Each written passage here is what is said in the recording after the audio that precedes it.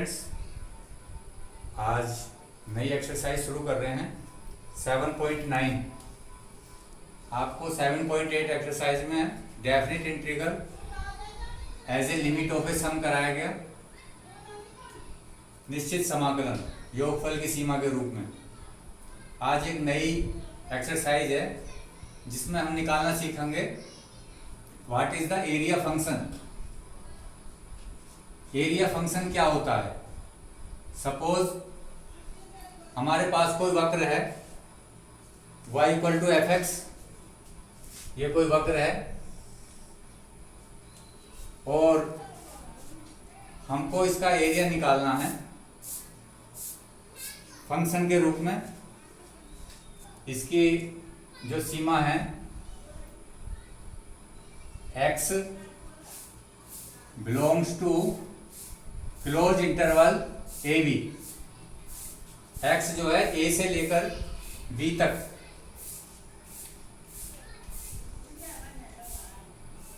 लाई करता है, तो इसका एरिया फंक्शन क्या हो जाएगा बच्चों?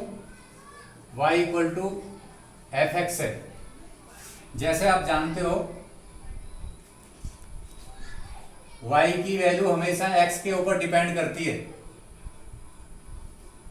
तो here y is the dependent variable and x is independent variable. तो ठीक वैसे ही हम एरिया का फंक्शन निकाल सकते हैं।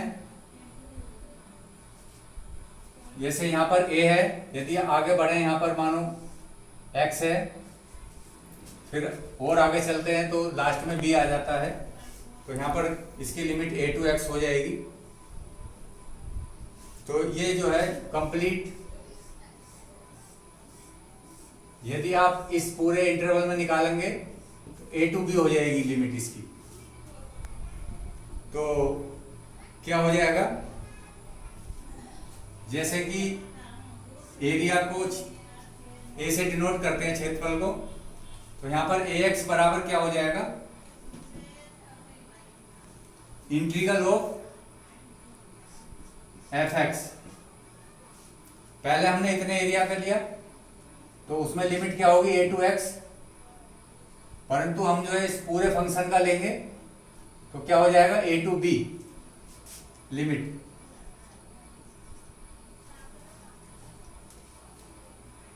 तो यहां पर जो है आप इनको यदि एक्सिस के बीच में मानते हैं तो x इक्वल टू a और x इक्वल टू b, दो इसकी कोटियां कहलाती हैं।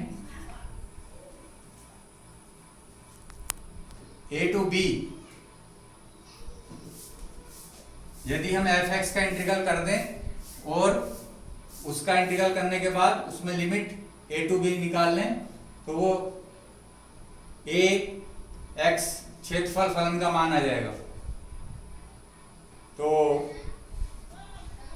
ये हो गया आपका, इसको आप नोट कर लीजिए। A x equal to limit a to b f x where x belongs to close interval a to b।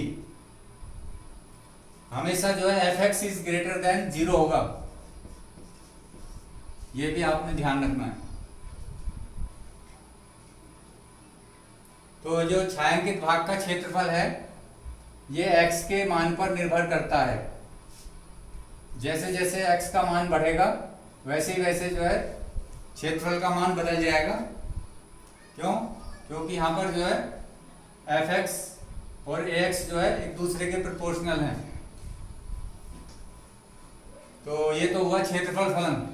अब उसके बाद एक थ्योरम आती है, fundamental theorem of integral calculus, समाकलन गणित की प्रथम आधारभूत प्रमेय क्या होगी?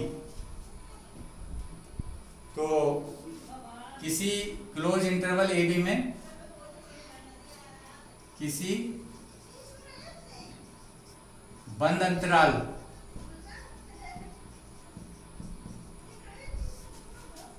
ए बी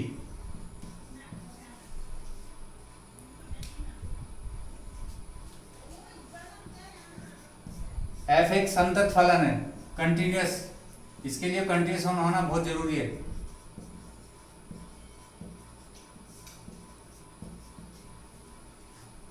एफ कैसा है? कंटिन्यूस फंक्शन है। और ए एक्स जो है क्षेत्रफल फलन है, और ए एक्स क्षेत्रफल फलन है।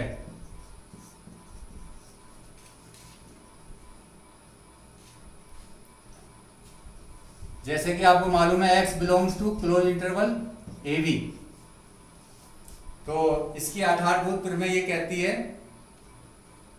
कि ए डैश एक्स, कहने का मतलब यह है जो एरिया फंक्शन है उसका डिफरेंशिएशन किसके बराबर आएगा? एफ एक्स के। यह है first fundamental theorem of integral calculus.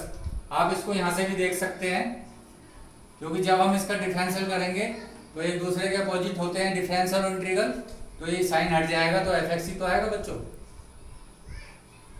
तो इसमें सबसे बड़ी बात यह है कि फंक्शन जो है डिफाइन होना चाहिए और कंटिन्यूस होना चाहिए। यदि कंटिन्यूस नहीं है फंक्शन, तब ये थ्योरम अप्लाई नहीं हो सकती है बच्चों।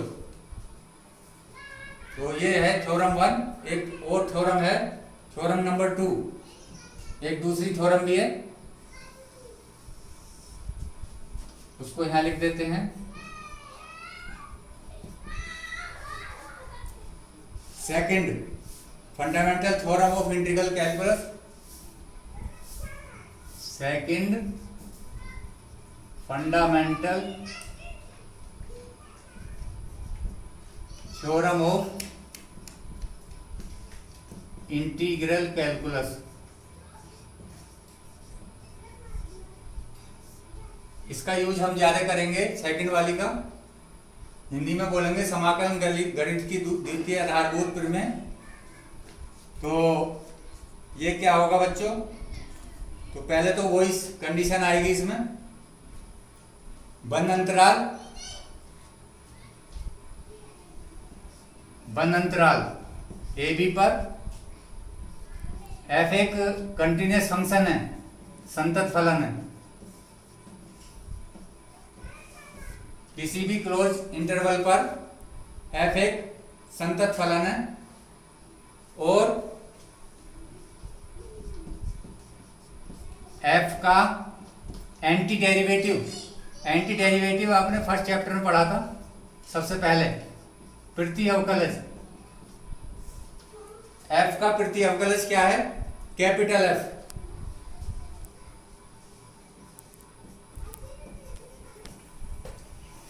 प्रति अवकलज का मतलब बच्चों समाकलन ही होता है, इंटीग्रल ही होता है। उसका नाम उसमें जो है एंटी शब्द लगा हुआ है। तो इंटीग्रल ए टू बी कहां से शुरू है? ए से लेकर के बी तक। जब हम किसी फलन का इंटीग्रल करेंगे तो वो किसके बराबर आएगा? तो एफ एक्स का जो है कैपिटल एफ एक्स आ जाएगा, कैपिटल एफ एक्स। बस डिफरेंस क्या रहेगा?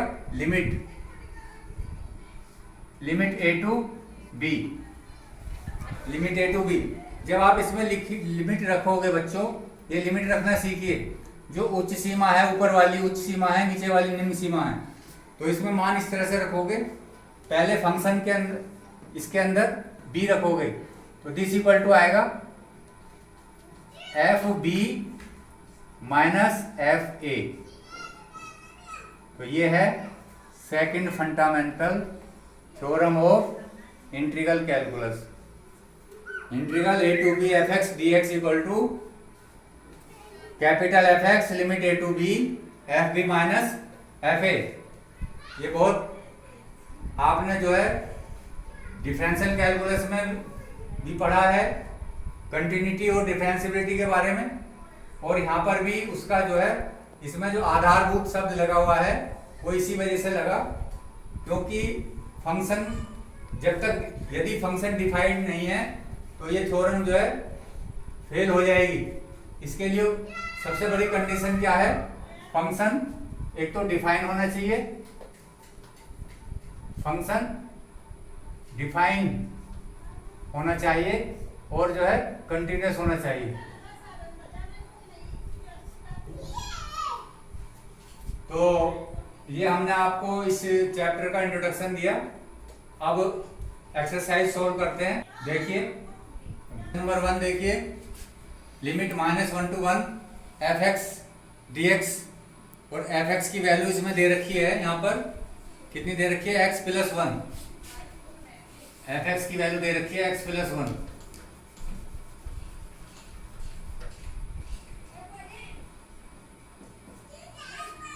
तो यहाँ पर जो है इसका क्या करेंगे, पहले इंटीग्रल। इंटीग्रल x का क्या होता है बच्चों? x²/2। 1 का क्या होगा?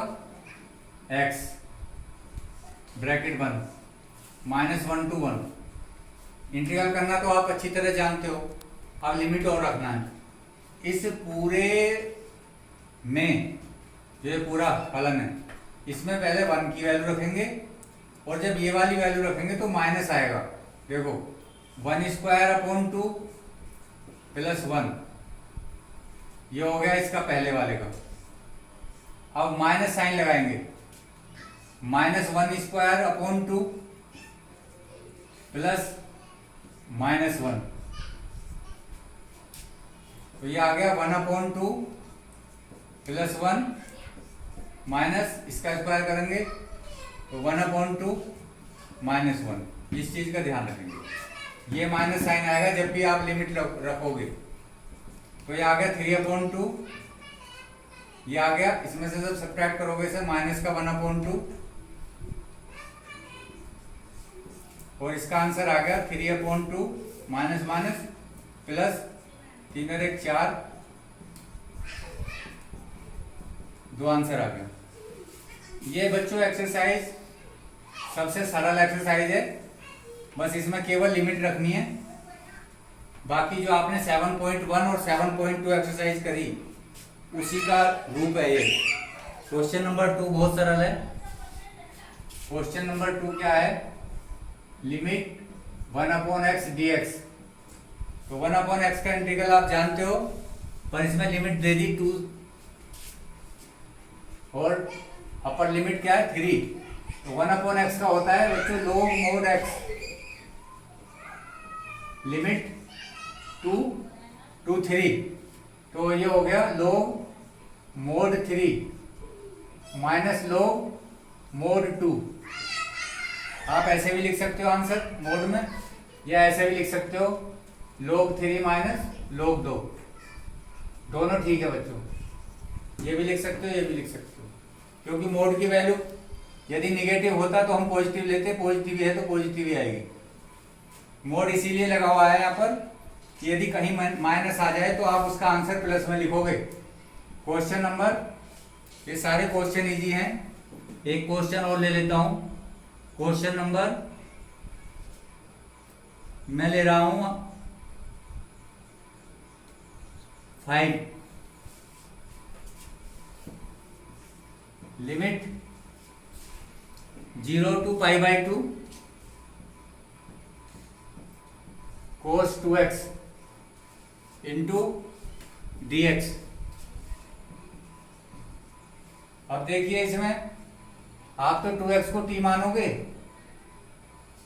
2x = t मानोगे, 2x = t मान लिया आपने, तो क्या आ गया? 2 × 1 × dx = dt। तो dx = dt/2। तो ये आ गया लिमिट cos t × dt और 1/2। अब जो है यहां पर जो लिमिट आएंगी t के हिसाब से आएंगी बच्चों, ये चीज आपको ध्यान रखनी है। अब देखिए जब x का मान 0 है तो t का मान कितना आएगा? जब x = 0 है, यहां पर रख दिया, तो t का मान भी 0 आया बच्चों। और जब x का मान क्या था? देखो यहाँ पे π/2, तो t का मान क्या आएगा? 2x है, 2 × मल्टीप्लाई π/2, 2 से 2 कट जाएगा, तो t का मान आ गया पाई। तो ये आ गया लिमिट क्या आ गई है इसकी? 0 से लेकर के पाई तक। अब आप इंटीग्रल कर दीजिए 1/2 cos t का क्या होता है sin t। sin t limit क्या है 0 से पाई 1/2 sin pi minus sin 0। sin पाई की वैल्यू क्या होती है 0 और sin 0 भी 0, तो 1/2 इंटू 0 बराबर 0 आंसर आ गया इसका। तो इस तरह से आज आपको क्वेश्चन करने हैं और ये आप कर लेना 10 तक कर लेना, क्वेश्चन नंबर 10 तक कर लेना 1 to 10। थैंक्स।